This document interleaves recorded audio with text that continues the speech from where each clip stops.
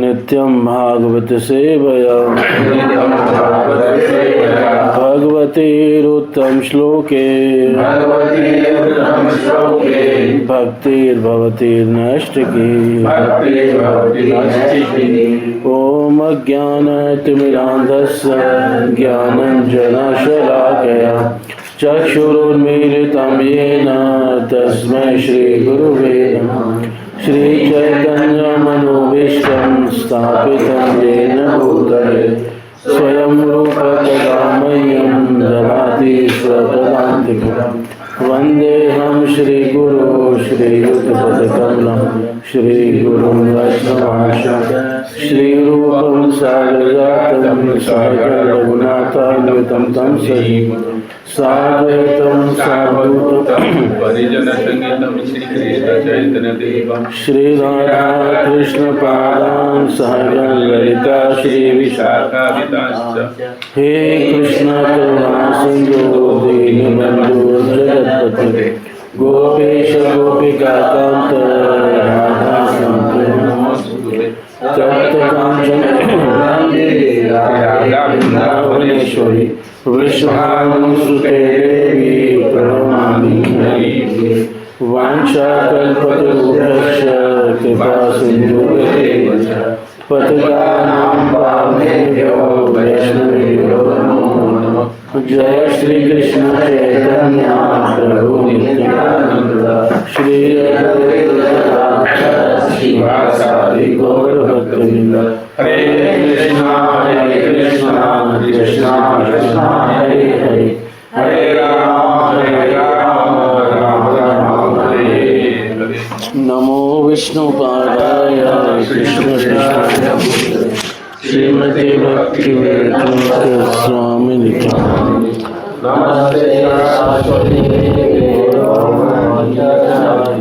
निर्विशेष शून्य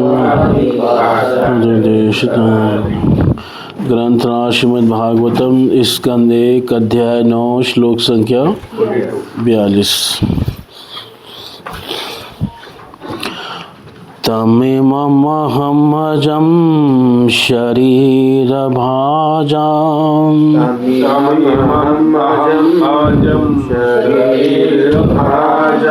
हृदय दिष्टितमात्मकल्पितानाम्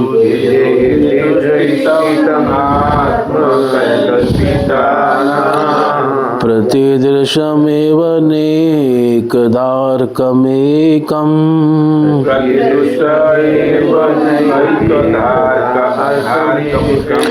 समधिगतोऽस्मि विधूतभेदमोह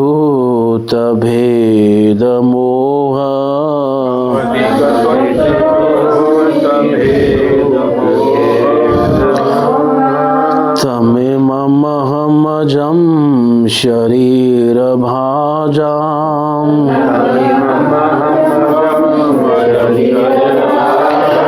हृदय दिष्टितमात्मकल्पितानाम्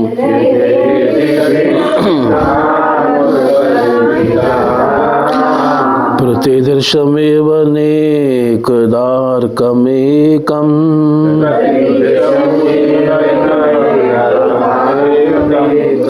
समधिगतोऽस्मि विधूतभेदमोह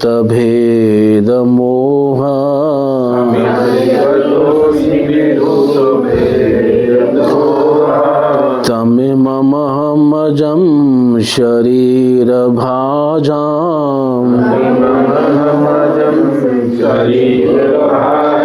हृदय दिष्टितमात्मकल्पितानाम्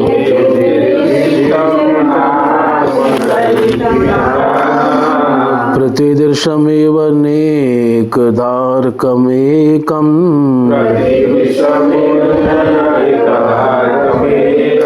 समधिगतोऽस्मि विधूतभेदमोह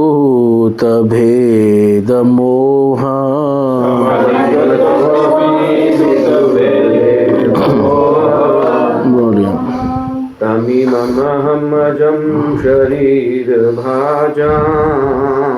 हृदय हृदय दृष्टितम् आत्मकल्पितानां प्रतिदशमेव न एकधार्कमेकम् समधिगतोऽस्मि विदूतभेदमोहा तम इमम् अहम् अजं शरीरभाजं हृदि हृदि दृष्टितम् आत्मकल्पितानां प्रतिदृश्यमुइव नैकधार्कमेकम् समधिगतोऽस्मि विदूतभेदमोह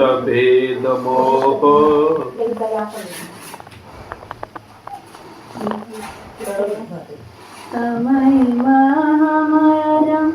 शरीरमायं हृदयधरिष्टमात्मकल्पितानां प्रतिदिशैवनायकानां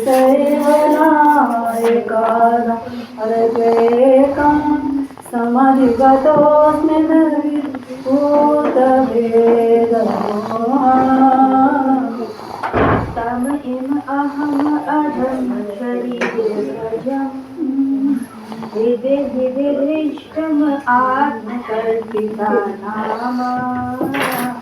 प्रतिदिशम इव नायकधारकम् एकम् समाधिगतोऽस्मि विदुरभेदमोहा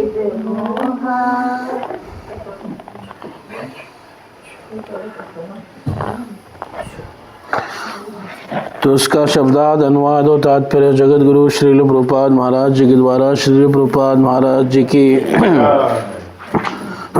अब मैं पूर्ण एकाग्रता से एक ईश्वर भगवान श्री कृष्ण का ध्यान कर सकता हूँ जो इस समय मेरे सामने उपस्थित हैं, क्योंकि अब मैं प्रत्येक के हृदय में, यहाँ तक कि मनोधर्मियों के हृदय में भी रहने वाले उनके प्रति द्वैत की कुधारणाओं को पार कर चुका हूँ। वे सबके हृदय में रहते हैं। भले ही सूर्य को भिन्न भिन्न प्रकार से अनुभव किया जाए, किंतु सूर्य तो एक ही है। तो भीष्म पितामह अब अंत में ये श्लोक बोल रहे हैं। तम यानी उनमें, उनमें का मतलब है पारसारथी में, क्योंकि वो बार बार किस रूप की चर्चा कर रहे हैं, पारसारथी में। इमम जो मेरे सामने है ना, इमम का मतलब क्या हुआ, जो मेरे क्या है सामने है। अजम जो अजन्मा भगवान है, तो वो पारसारथी जो मेरे सामने इस समय हैं, उन भगवान, उन अजन्मा भगवान में अहम समधिगतोस्मि, मैं उनको प्राप्त हो चुका हूँ। सम्यक्तया अधिगतः यानी पूर्णतया मैंने उन्हें क्या कर लिया है, प्राप्त कर लिया। अहम शब्द जुड़ेगा समधिगत अस्मि के साथ। सम का मतलब है सम्यक, और अधिगता का मतलब है प्राप्त हो चुका हूँ। इनको मैं क्या हो चुका हूँ, प्राप्त। अहम समधिगतोस्मि, इस प्रकार इसकी अन्वय बनेगा, मैं इनको प्राप्त कर गया हूँ। किन भगवान को, पिछले श्लोक में उनको क्या बोला था, मुनिगण निरपवर्य संकुलेन्त सदसे युधिष्ठिरराजुसूयेषाम् अर्हणमुपपेद ईक्षणीयो मम दिशि गोचर एषा विरात्मा। तो अंत में क्या बोला था, हाँ, आत्मा यानी आत्मा मतलब परमात्मा। तो उन परमात्मा में मेरा मन लगे जो मेरे मम दृष्टि गोचर।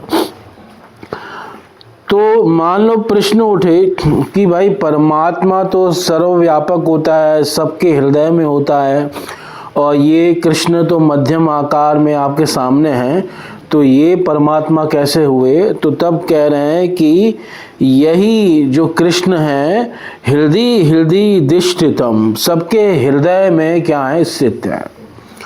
हृदय हृदय, सबके हृदय में ये क्या है? अवस्थित है। और किसके हृदय में? शरीर भाजाम, देहधारियों के हृदय में स्थित है। और किन देहधारियों के हृदय में स्थित है?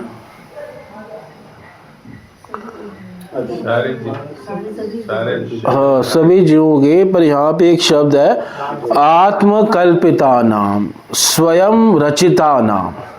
जिनकी रचना किन्होंने की है? इन्होंने की है। पहले रचना की और फिर हर जीव के हृदय में क्या हो गए? विराजमान हो गए। तो उन परमात्मा को मैं प्राप्त हो गया हूँ। तम इमम अहम अजम सम अधिकतोस्मि, और मेरा भेद का मोह बिल्कुल क्या हो गया है? चला गया। विदूत भेद मोह। तो भाई ये सब में है, तो उसका मतलब ये बहुत प्रकार के हैं क्या? तो कह रहे हैं नहीं, ये एक ही हैं। नेकदा ना, जैसे प्रतिदृशम एव एकम अर्कम, एकम अर्कम, एक सूर्य, सूर्य को अर्क कहते हैं। तो एक सूर्य प्रतिदृशम में वह हर दृष्टि के हिसाब से अलग अलग दिखाई देता है।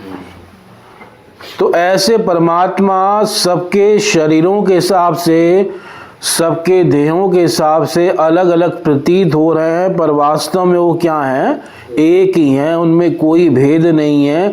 वही परमात्मा कारणोदक्षाय विष्णु के रूप में है, वही परमात्मा गर्भोदक्षाय विष्णु के रूप में है, वही परमात्मा यानी यही कृष्ण शिरोदक्षाय के रूप में है, यही कृष्ण गोपियों के साथ लीला कर रहे हैं, यही कृष्ण वामन बन के जो है 3 पग भूमि मांग रहे हैं, यही कृष्ण नरसिंह बन गए।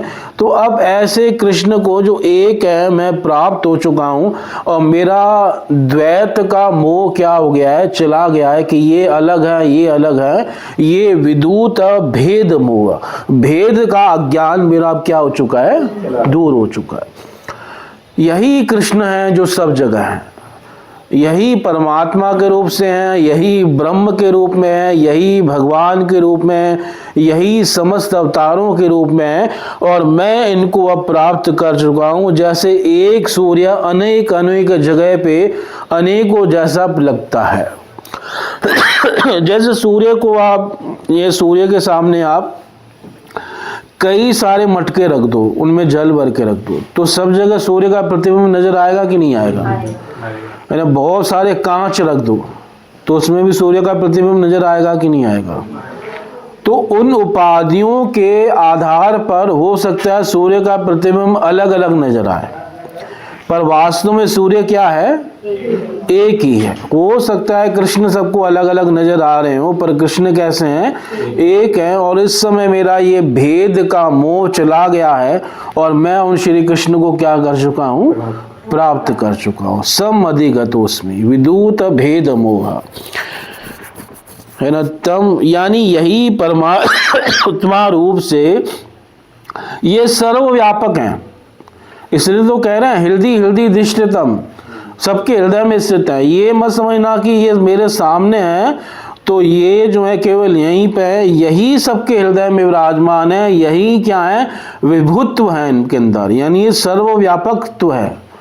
ये मध्यम आकार में मेरे सामने भी हैं, मम दृष्टि गोचर, पर ये सबके हृदय में भी हैं, सब जगह व्याप्त हैं। यानी यही जो है विभू भी हैं और मध्यम आकार में अपने भक्तों के सामने भी हैं। कोई अलग नहीं है कि भाई वो जो व्यापक है वो अलग है, वो ब्रह्म होता है और भगवान जो है व्यापक नहीं होते। तो ऐसा नहीं है, भगवान ही व्यापक भी हैं और भगवान ही अपने भक्तों के लिए एक मध्यम आकार भी क्या करते हैं? धारण करते हैं।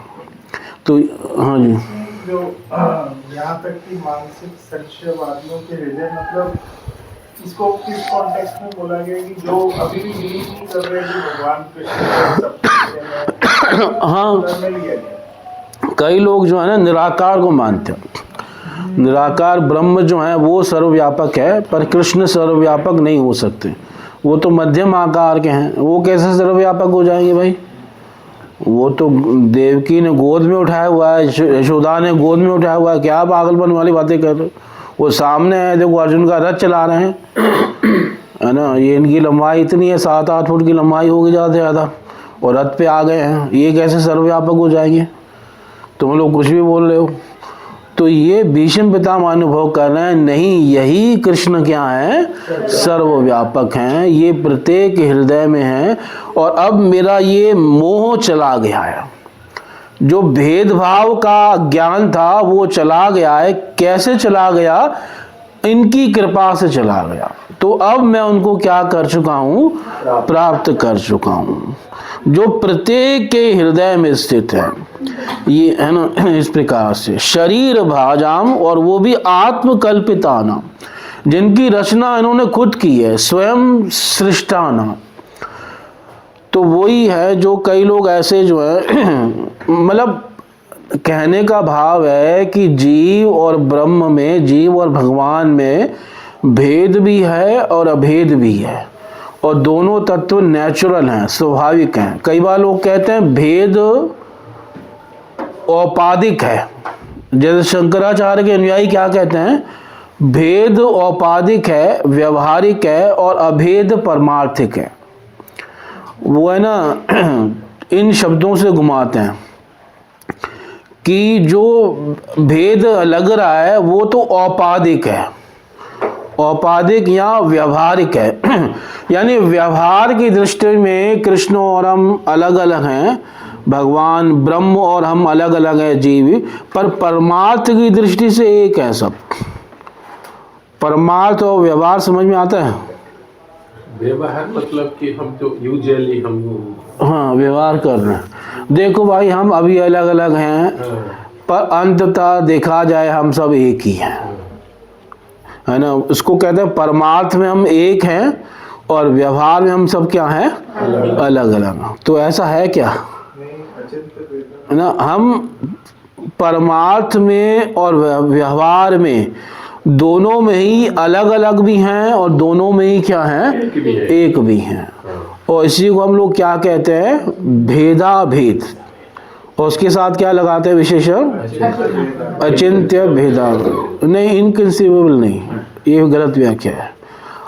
अचिंत्य का मतलब है शास्त्र एक गम्य, मतलब जिसको शास्त्र से जाना जा सके, ऐसा भेद और अभेद है। क्योंकि कई बार लोग शब्द को पकड़ लेते हैं कि अचिंत्य है तो मतलब चिंतन से परे होगा। नहीं, जीव गोस्वामी ऐसा नहीं कह रहे। जिन्होंने शब्द की रचना की है वो जीव गोस्वामी का ही मत है कि अचिंत्य का मतलब जो शास्त्र के हिसाब से, हाँ, जो शास्त्रों के हिसाब से जाना जा सकता है। ऐसा नहीं कि जाना ही नहीं जा सकता। जाना नहीं जा सकता तो फिर फायदा क्या हो भाई? वह चिंतन में ही नहीं आएगा तो फिर क्या फायदा? फिर हमें पता ही नहीं चलेगा भेद क्या है, भेद क्या है, क्योंकि तो चिंतन से तो परे है ये। नहीं, चिंतन से परे नहीं, चिंतन के अंदर ही है, पर अपने मानसिक कल्पना से परे है। शास्त्रों के वचनों से आप क्या कर सकते हो? जान सकते हो। अचिंत्य का मतलब है अपनी मानसिक कल्पना से इसको नहीं जान सकते। जान सकते हो तो केवल किससे जान सकते हो? शास्त्र एक गम्य। जी गोस्वामी की शब्द है ये। अचिंत्य वाक्या नाम तो शास्त्र एक गम्य। अचिंत्य का मतलब होता है कि जो शास्त्र के इस द्वारा गम्य है।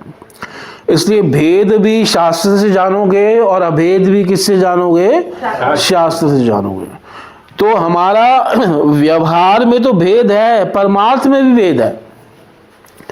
परमार्थ में ऐसा नहीं कि हम एक दिन जाके कृष्ण बन जाएंगे, है ना। कई बार लोग वेदों के मंत्रों का गलत अर्थ लेते हैं। जैसे एक वेदों में मंत्र आता है, छांदोग्य उपनिषद में है, सर्वम खलु इदम ब्रह्म, कि सब कुछ ब्रह्म ही है ना। अब इस वाक्य को तो पकड़ लिया, पर वही मंत्र आगे कह रहा है सर्वम खलु इदम ब्रह्म तज्जलान शांत इति उपासित, कि सब कुछ उन्हीं से आया है, सब कुछ वही है और सब कुछ उन्हीं से आया है, पर उनकी उपासना करो। उपासित यानी वही वेद मंत्र फिर अलग अलग कर रहा है कि वो उपास्य है और तुम उपासक हो और तुम्हें क्या करनी चाहिए, उसी की उपासना करनी चाहिए। फिर वेद भेद भी कर रहा है, इस भेद को नहीं देख रहे। जैसे एक वेद मंत्र है, ओम तद विष्णु परमं पदम सदा पश्यन्ति सूर्य, वो विष्णु ही परम पद है, परम गति है, परम स्वरूप है, और सदा पश्यन्ति, और जो उसको प्राप्त कर लेते हैं वो उसको सदैव आस्वादन करते हैं, सदैव देखते रहते हैं। सूर्य विद्वान लोग। तो ये व्यवहार की बात हो रही है, परमार्थ की बात हो रही है? परमार्थ की बात हो रही है कि जिन्होंने प्राप्त कर लिया है और वो उसको देख रहे हैं, और देखने वाले बहुत सारे हैं, इसलिए पश्यन्ति बहुवचन में है, और जिसको देख रहा है वो एक है। ओम तद विष्णु परमम पदम, वो एक वचन में है। तो यहाँ पे भी परमार्थ अवस्था में भेद है कि नहीं है? एक दृश्य है और एक उसको देखने वाले हैं, अनेक उसको देखने वाले हैं। परमार्थ का मतलब है अंततः। जैसे भाई एक एग्जाम्पल से समझो, जैसे ये मक्खन है, ये नहीं मैं समझा रहा हूँ, जैसे मक्खन है, ये घी है, ये दही है, पर परमार्थतः सब अंततः ये सब किससे आए हैं? दूध ही है भाई ये सब। तो मतलब व्यवहार में अलग अलग नाम हो गए हैं, पर देखा जाए तो बेसिकली सब आए किससे हैं? दूध से। और हाँ, तो आगे चल के ये सब दूध बनने वाले हैं। ऐसा होगा क्या? घी वापस दूध बन जाएगा? दही वापस दूध बन जाएगा? या मक्खन दूध बन जाएगा? नहीं बनेंगे, वो अलग हो गए, अलग हो गए। तो ऐसे ही कई लोग समझते हैं कि अभी हमारे में व्यवहारगत भेद आ गया है, पर अंततः हम क्या बनने वाले हैं? ब्रह्म बनने वाले हैं, भगवान बनने वाले हैं। हम में उनमें कोई अंतर ही नहीं है। इसी को कहते हैं अद्वैत, केवल अद्वैत। अद्वैत ही सच है, अद्वैत ही सच था और अंततः अद्वैत ही रहेगा। ये शंकराचार्य का सिद्धांत। पर वैष्णव आचार्य कहते हैं नहीं, ऐसा नहीं है ना, हम अलग थे, अलग हैं और आगे भी क्या रहेंगे? अलग रहेंगे। और भगवान ने गीता में जब बोलना शुरू किया ना, सबसे पहले यही बात कही। इस सिद्धांत को सबसे पहले भगवान ने काटा, शंकराचार्य के सिद्धांत को। और क्या श्लोक बोला भगवान ने? दूसरे अध्याय का 12वां श्लोक, न त्वेवाहम जातु नासम न त्वम नेमे जनाधिपा न चैव भविष्याम सर्वे वयम मतः परम। भाई ऐसा कोई समय नहीं था जब तुम नहीं थे, ये राजा लोग नहीं थे और मैं नहीं था। यानी तुम, ये और मैं भेद कर रहा है ना। मैं अलग हूं, तुम अलग थे, और ये राजा लोग क्या थे? अलग हैं। और अभी भी हम अलग हैं, ये राजा लोग हैं, मैं हूं और तुम हो, और आगे भी ये भेद बना रहेगा।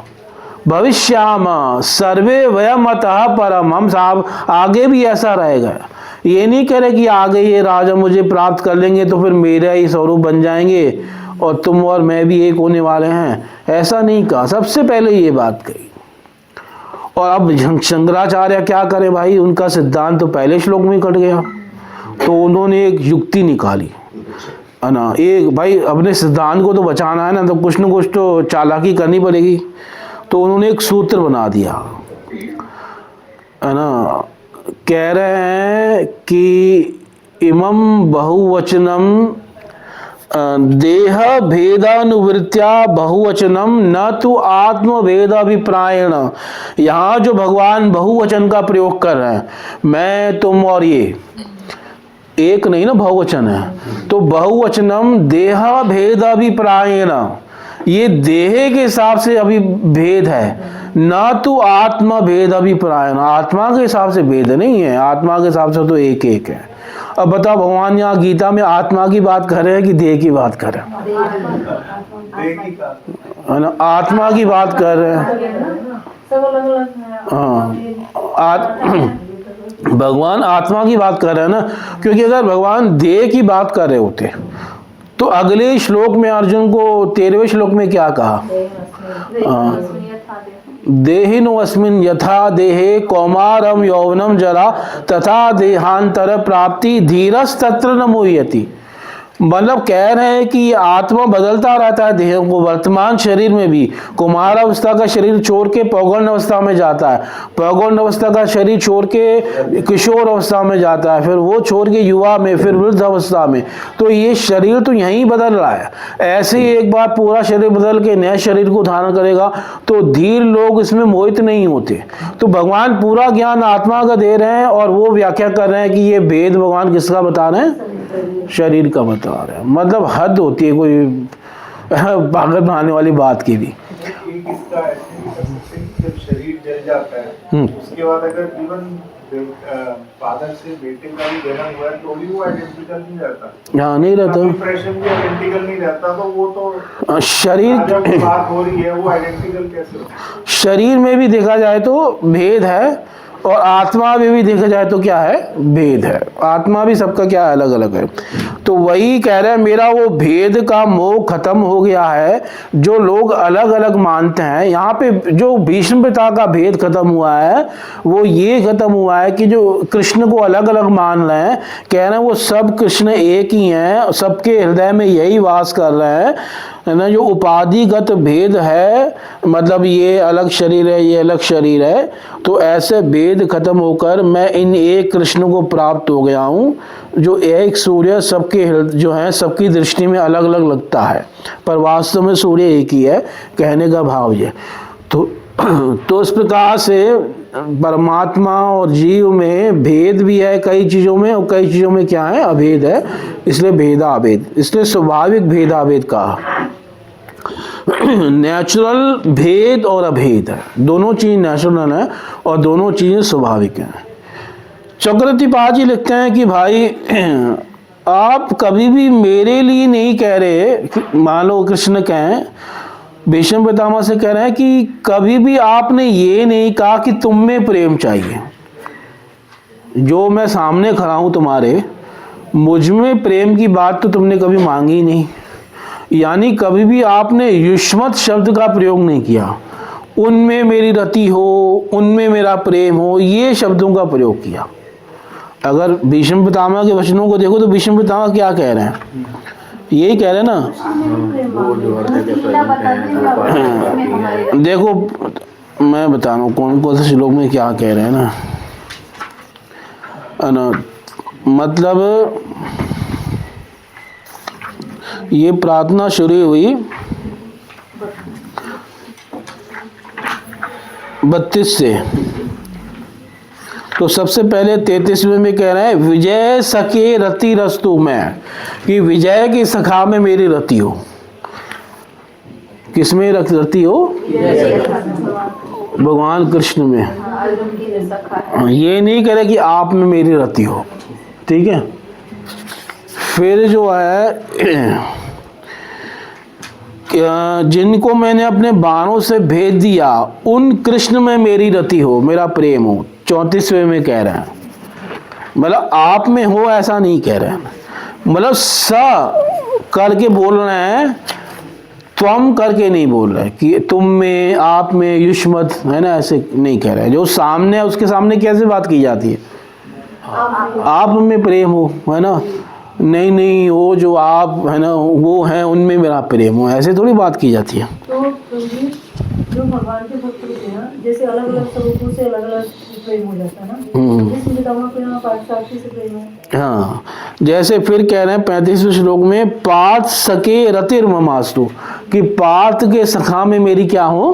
रति हो, है ना। फिर 36वें में कह रहे हैं चरण रति परमस्य तस्य मैं अस्तु, उसमें मेरी पर रति हो। तस्य यानी उसमें, उनमें, अब कृष्ण सामने है कि नहीं है, पर रति किसी में मांग रहे हैं, उनमें रति हो, है ना। तो मान लो भगवान कह रहे हैं भाई तुमने एक बार भी युष्मत् शब्द का प्रयोग नहीं किया, हमेशा स भवतु में भगवान गतिर मुकुंद, 38 में भी यही कहा, स वह उनमें हो, स यानी वह शब्द तीसरे थर्ड पर्सन के लिए होता है, वह तुम तस्य, है ना, किसके लिए होता है, थर्ड पर्सन। और जो हाँ हाँ जैसे एक होती है ना संज्ञा की जगह एक दूसरा होता है ना, क्या कहते हैं उसको, सर्वनाम का प्रयोग करना है, और वो भी सर्वनाम सामने वाले के लिए नहीं कर रहे हैं, थर्ड पर्सन के लिए कर रहे हैं, है ना। तो कृष्ण कह रहे हैं भाई मुझ में तो प्रेम मांग ही नहीं रहे, मैं जो तुम्हारे सामने खड़ा हूं। तो कहने का मतलब क्या है, आज के श्लोक में बता रहे हैं कि भाई वैसे तो आप और मतलब एक ही है वो सब कृष्ण, पर फिर भी मेरा मन जो लगा हुआ है ना, तम, सबसे पहले करें तम, यानी उन्हीं पार सारथी में मेरा मन लगा हुआ है, मेरे मन से वो आपका रूप जा नहीं रहा। किसमें मन लग गया है, पार सारथी जो अर्जुन का रथ चला रहे हैं, एक हाथ में चाबुक है, एक हाथ में रस्सी है, और जो रथ पे बैठे हुए हैं, जब जो मुझे मारने के लिए आ रहे हैं, उनमें मेरा मन लगा हुआ है। आप और वो जो सबके हृदय में, वो सब एक है, अब मेरे अंदर कोई भेद नहीं है, पर फिर भी एक में मन लग जाता है ना, तो मेरा मन किस में लगा हुआ है, पार सारथी में, और मैं उन्हीं को प्राप्त हो गया हूँ। सम अधिगतोस्मि विदूत भेदम हुआ। हालांकि वो गोपियों वाले कृष्ण की भी बात कर रहे हैं, पर मन किस में लगा हुआ है, पार सारथी। पार सारथी में मन लगने का कारण क्या है, काफी देर तक सामने उन्हीं को देखा, दर्शन ज्यादा देर उन्हीं का किया, क्योंकि युद्ध चल रहा था पूरे दिन, तो किसको देखे जा रहे थे, पार सारथी को देखे, तो मन उन्हीं में लगा हुआ है, वो दृश्य उनके हृदय से जा ही नहीं रहा, तो इसलिए बार बार उसी स्वरूप को क्या करना है, याद करना है। तो उन्हीं भगवान में मेरा मन लगा हुआ है, और मैं उन्हीं को प्राप्त कर चुका हूँ, जो मेरे सामने है, तम इमम, वही आप मेरे सामने हैं, जो कि आप अजन्मा हैं, समस्त देहधारियों के हृदय में वास करते हैं, जिनकी रचना आपने खुद की है, और उन आप भगवान को मैं प्राप्त हो चुका हूँ, मेरे भेद के मोह क्या हो चुके हैं, खत्म हो चुके हैं, इस प्रकार से कहना। तो इसका तात्पर्य पढ़ने, फिर अगले श्लोक पर चलेंगे। तात्पर्य, भगवान श्री कृष्ण ही एक परम भगवान हैं, लेकिन उन्होंने अपनी अचिंत्य शक्ति द्वारा अपने आप को अनेक पूर्णांशों व विभिन्नांशों में विस्तारित कर रखा है। द्वैत की धारणा उनकी इस अचिंत्य शक्ति के बारे में अज्ञान के कारण है, यानी जो नहीं जानते कि एक ही भगवान है, तो वो द्वैत देखते हैं, वरना एक ही भगवान जो है सब जगह विराजमान है। श्री भगवद गीता में, श्रीमद् भगवद गीता में 9:11 में श्री भगवान कहते हैं, जो अल्पज्ञ हैं मात्र वे ही उन्हें मनुष्य मानते हैं। ऐसे अल्पज्ञ व्यक्ति श्री भगवान की अचिंत्य शक्तियों को नहीं जानते। वे अपनी अचिंत्य शक्ति से सबके हृदय में उसी प्रकार विद्यमान है जिस प्रकार सूर्य संसार भर के लोगों के सामने विद्यमान है। श्री भगवान का परमात्मा रूप उनके पूर्ण अंश का विस्तार है, यानी मतलब व्यष्टि परमात्मा की बात हो रही है। परमात्मा भी 3 है, जो बताया ना कि एक कालदक्षाई है, एक गर्भोदक्षाई है और एक क्षीरोदक्षाई है, और जो सबके हृदय में वास करते हैं वो कौन से हैं, क्षीरोदक्षाई, गर्भोदक्षाई नहीं, क्षीरोदक्षाई। वे अपनी अचिंत्य शक्ति से प्रत्येक हृदय में परमात्मा रूप में अपना विस्तार करते हैं। वे अपने व्यक्तिगत तेज के विस्तार द्वारा ब्रह्म ज्योति के जाज्वल्यमान के तेज के रूप में अपना विस्तार करते हैं। ब्रह्म संहिता में कहा गया है कि ब्रह्म ज्योति उनका व्यक्तिगत तेज है, अतः उनमें तथा उनके तेज ब्रह्म ज्योति या परमात्मा रूप में उनके पूर्ण अंशों में कोई अंतर नहीं है। विदूत भेद मोह, ठीक है।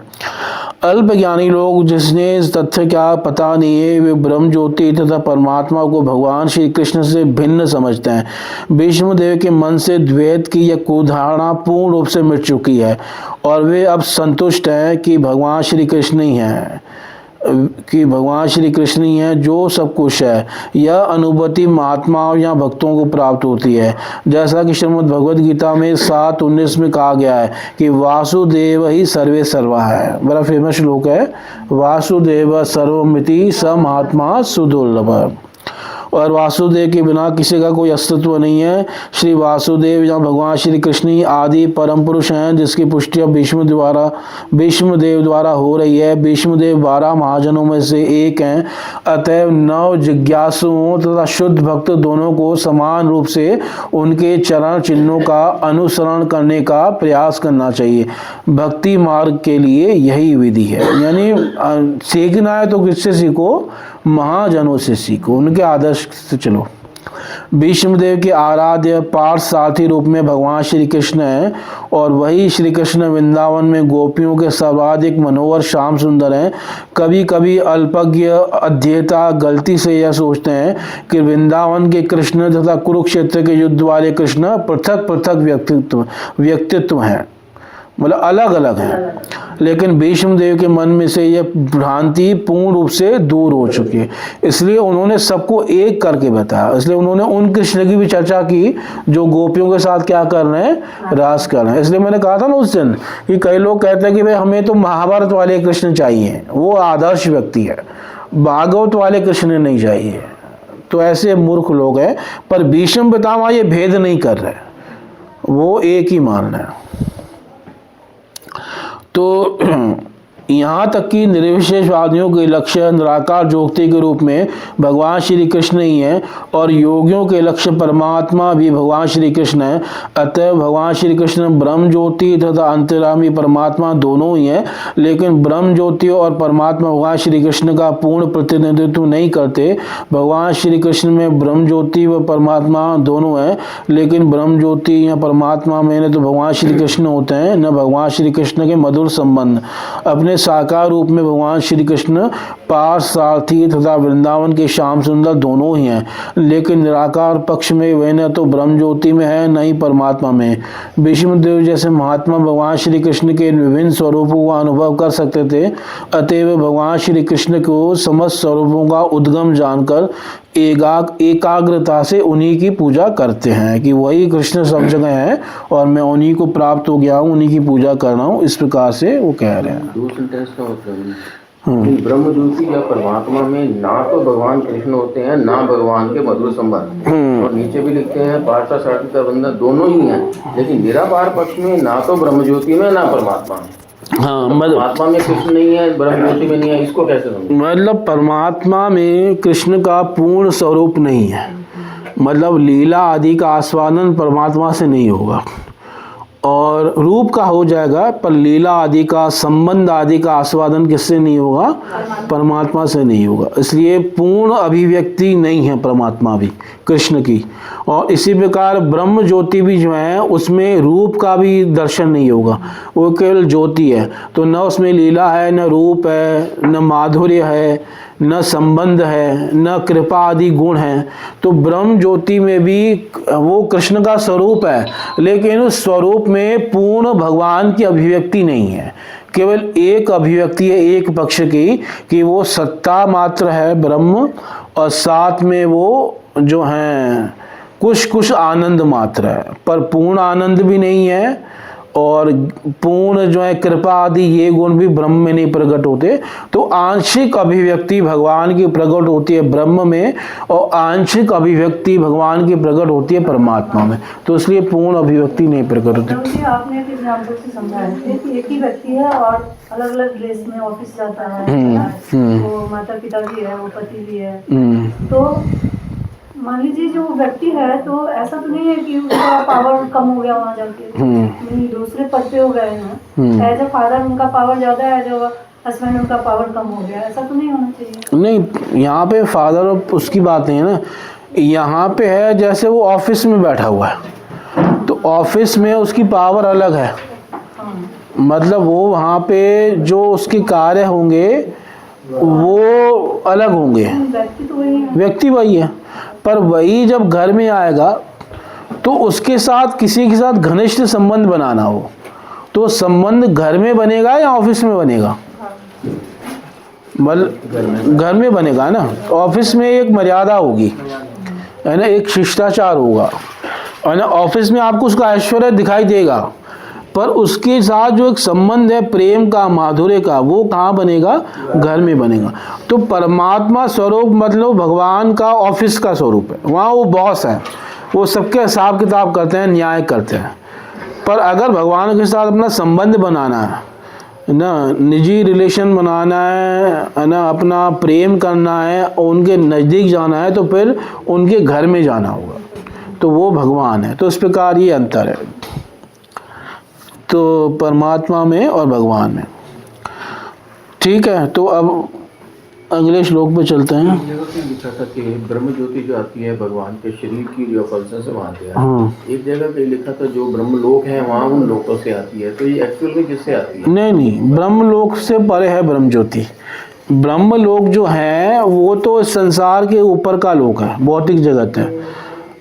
भगवान के बाहर, वैकुंठ लोक के बाहर एक सिद्ध लोक है, उसी सिद्ध लोक को ब्रह्म ज्योति कहते हैं। वो भगवान के शरीर का प्रकाश ही है जो वैकुंठ के बाहर रहता है। अगर कोई कहे ब्रह्म ज्योति सिद्ध लोक से आती है वो भी ठीक है। हाँ, सिद्ध लोक है उसका नाम। सिद्ध लोक। हाँ सिद्ध लोक को ही ब्रह्म ज्योति में हाँ है तो effulgence ही ना। हाँ हाँ, भगवान के शरीर की प्रकाश प्रवाही है जो वैकुंठ से बाहर रहती है, पर माया से परे है।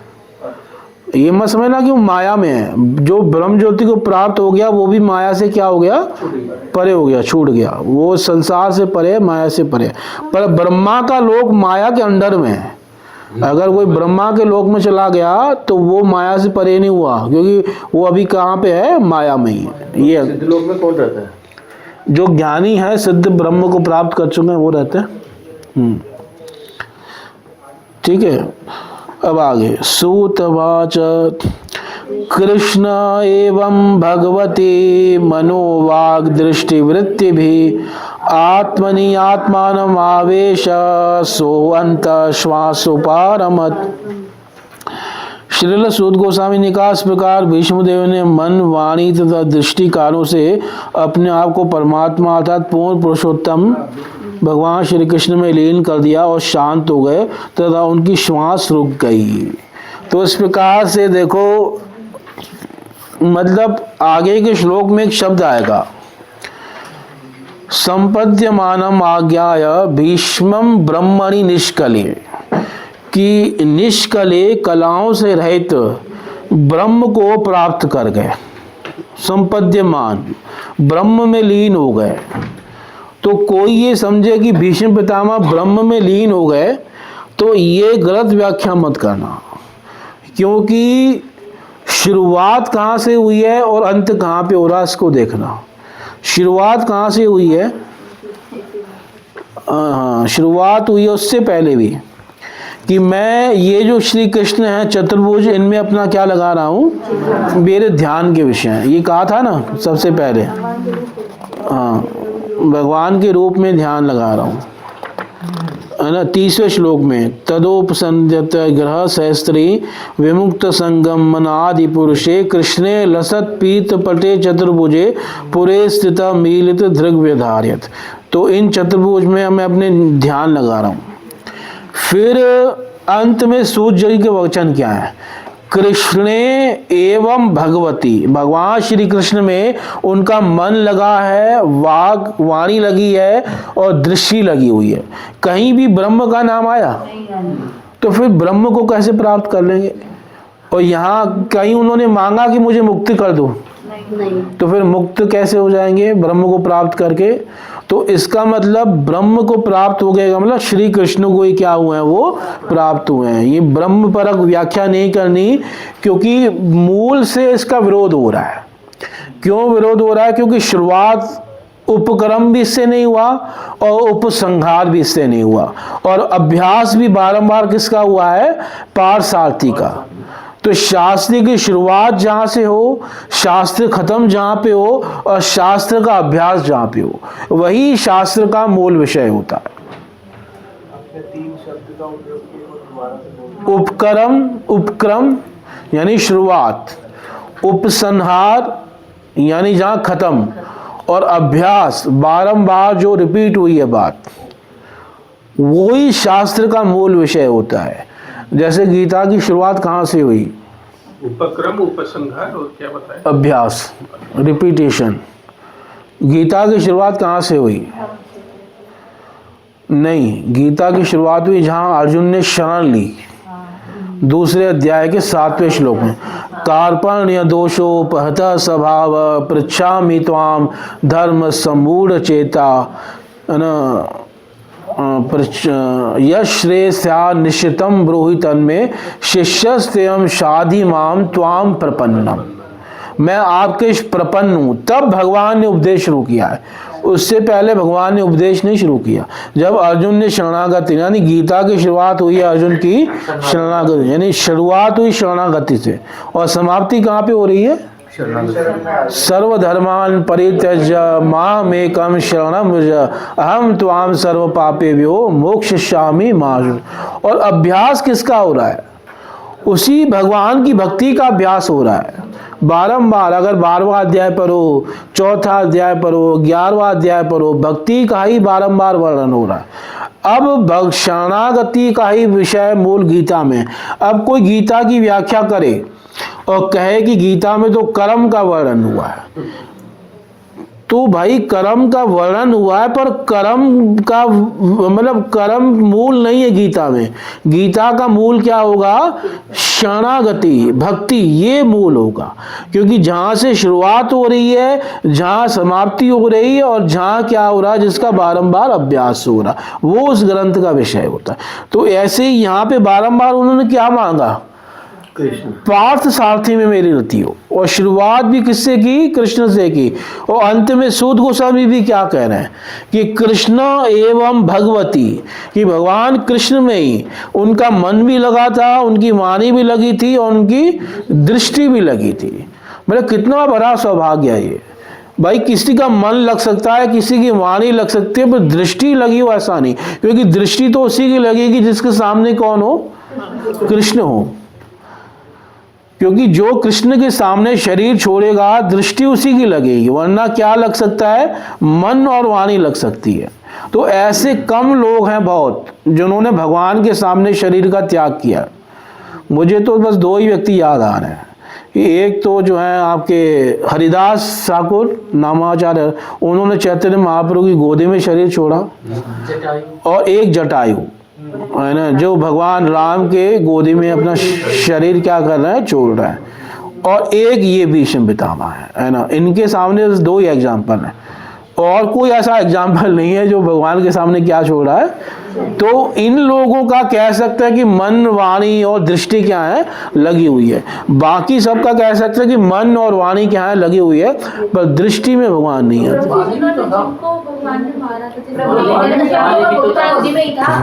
पर उसका मन वाणी थोड़ी लगा हुआ था भगवान। मतलब मन और वाणी भी तो लगा होना चाहिए ना। क्या?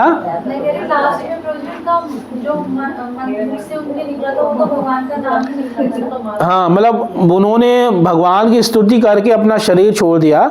और जो युद्ध में मारे गए, कोई कहे कि उनकी दृष्टि भी लगी हुई थी, पर उनका मन वाणी नहीं लगा हुआ था, वो तो युद्ध ही कर रहे थे, है ना। तीनों चीजें किसी की लगी हों, तो ऐसे भीष्म पितामह हैं। ऐसे कम लोग हैं जिनका मन भी लगा हुआ है, वाणी भी लगी हुई है, और दृष्टि भी लगी। इसलिए सूत गोस्वामी कह रहे हैं मनोवाग दृष्टि वृत्ति भी, इनकी वृत्तियां इनमें कृष्ण में लगी हुई हैं। कृष्ण एवं भगवती, इस प्रकार भगवान श्री कृष्ण में लगे। और आत्मानम आत्मनि आवेश, मतलब परमात्मा में अपना सब कुछ आवेश करके, सो अंतः श्वास, उन्होंने अंतर मतलब जो आखिरी सांस ली वो अपने भीतर ही ली, सांस को बाहर नहीं छोड़ा, भीतर ही सांस ली। और उपारम, तो इस प्रकार वो अपने उपारम यानी शांत हो गए। अभी तक वो जो भगवान की स्तुति कर रहे थे, अब एकदम क्या हो गए? शांत हो गए। और उन्होंने अपनी आखिरी सांस ली, जिसको कि उन्होंने बाहर नहीं निकाला, भीतर की ओर ही उसको ले दिया। और अंतः श्वास, अंतः श्वास का मतलब भीतर की ओर। और उपारमत, उसके बाद क्या हो गए? चुप हो गए। तो जैसे भीष्म पितामह चुप हो गए, आत्मन कृष्ण और आत्मनम खुद भी। हाँ, मतलब आत्मानम परमात्मा और आत्मनि यानी मतलब आवेश, हाँ, परमात्मा में अपनी सारी वृत्तियों का क्या कर दिया, समावेश कर दिया, हाँ, मन वाणी की वृत्तियों का। और किस परमात्मा में, तो कह रहे हैं कृष्ण एवं भगवती, इस प्रकार से। तो आपने बताया कि कृष्ण को प्राप्त हो गई, उसका मतलब क्या समझे कि कृष्ण के धाम चले गए? हाँ, कृष्ण के धाम ही चले गए, मतलब हाँ। इसमें भी ये है कि ये भीष्मदेव ऐसे क्या हैं, कई लोग ये व्याख्या कर सकते हैं कि ये भाई वसु हैं। क्या है ये? तो ये वापस वसु बन गए होंगे अपना अधिकार प्राप्त करने के लिए। तो एक्चुअल में जो देवता आए थे ना, वो अंश रूप से आए थे। मूल देवता वहाँ पे वास कर रहे थे और उनका एक अंश नीचे गिरा था। जितने भी देवता आए थे, जैसे इंद्र भी आया था, किसके रूप में? अर्जुन के रूप में, उनका इंद्र का अंश आया था।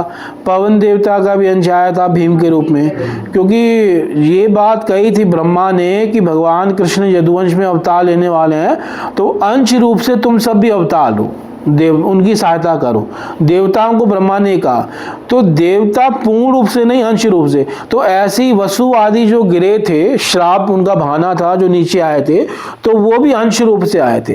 तो वो अंश वापस चला गया, है ना। और जो महाभागवत हैं, भगवान के पार्षद हैं भीष्मदेव, वो भगवान की लीलाओं में चले गए।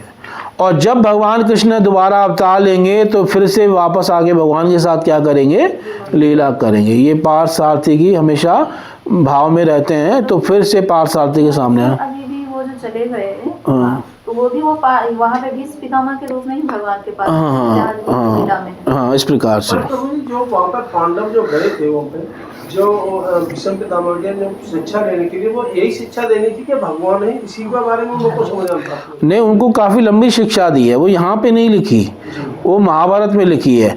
उसमें स्त्री धर्म, राज धर्म, ये सारे धर्म सिखाए हैं, और अंत में भगवत धर्म भी सिखाया। तो यहाँ पे भक्ति के बारे में तो चर्चा हुई, पर अन्यों की चर्चा नहीं हुई। पर भीष्म पितामह ने सब कुछ सिखाया, और सब बड़ा लंबा टॉपिक है, जो कि महाभारत में वेदव्यास ने लिखा है, भागवत में नहीं लिखा। क्योंकि महाभारत में पहले लिख चुके हैं, तो यहाँ पे क्यों लिखेंगे? तो ये कहने का भाव है। क्योंकि भीष्म जी जब चले गए आगे, तो भीष्म थोड़ा ना रहेंगे, जो वसु के हिसाब में आए तो वसु में मिलेंगे ना। वसु नहीं, वो अंश आया है ना एक वसु का, हाँ। वो अंश वापस चला जाएगा, वसु में मिलेगा। हाँ, पर भीष्मदेव वसु नहीं है, हाँ। वो भगवत पार्षद है, नित्य भगवत पार्षद है, उनमें एक वसु आया था, है ना। वसु अलग है और भीष्मदेव अलग है। क्वेश्चन ये होगा कि फिर जो भीष्म पितामह जी की आत्मा है और वसु की आत्मा, वो दोनों मिक्स करके एक ही मतलब हाँ, ऐसा होता है। जैसे कई बार कई भगवत पार्षदों में कई और भी जीव मिले होके वो लीला का आस्वादन लेते हैं। जैसे नंद यशोदा भगवान कृष्ण के सनातन माता पिता है, पर उनमें द्रोण और धरा का भी निवास था। ऐसा कथा आएगी कि द्रोण और धरा ने तपस्या की, वो कृष्ण के माता पिता बन गए। तो द्रोण धरा अलग है और नंद और यशोदा अलग है, पर वो नंद यशोदा में द्रोण धरा मिक्स थे। जैसे भगवान के नित्य पार्षद जय विजय है, तो उन जय विजय में जो है निवास हो गया वो दैत्यों का, हिरण्याक्ष का और हिरण्यकश्यपु का, इस प्रकार से। तो वो तीन जन का प्रमाण था ना। और वो बस ऐसे उनको हाँ, मतलब उनको, हाँ, उनको शाप मिला, हाँ, तो शाप मिला कि असुर योनि में चले जाओ। तो वो असुर योनि में गए, तो उसी में उस समय जो असुर आदि दैत्य थे, हिरण्याक्ष और हिरण्यकश्यपु, वो जय विजय में क्या कर गए, प्रवेश कर गए। तो इस प्रकार से कहने का भाव यह है कि जैसे भगवान के पुत्र हैं प्रद्युम्न, अब प्रद्युम्न स्वयं भगवान है। चतुर्युग में प्रद्युम्न भी आते हैं, वासुदेव, संकर्षण, प्रद्युम्न। तो जब कामदेव को दोबारा जन्म लेना हुआ, तो कामदेव ने किसके रूप में जन्म लिया, प्रद्युम्न रूप में। यानी कामदेव का भी कोई अंश प्रद्युम्न जी के भीतर था, पर प्रद्युम्न जी अलग हैं, वो स्वयं भगवान है, और कामदेव क्या है, एक देवता है।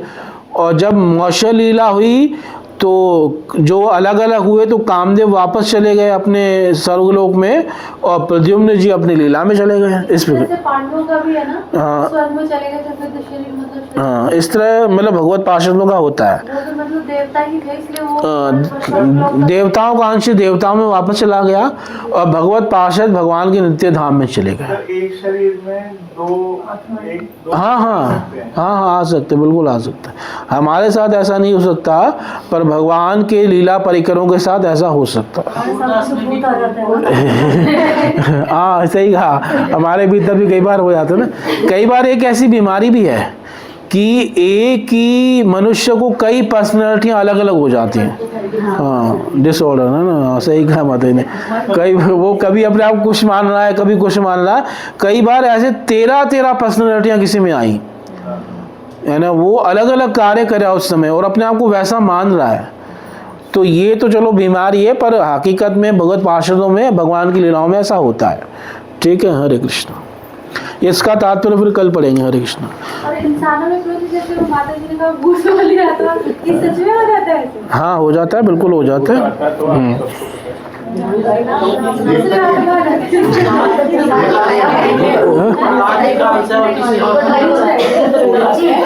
किसमें?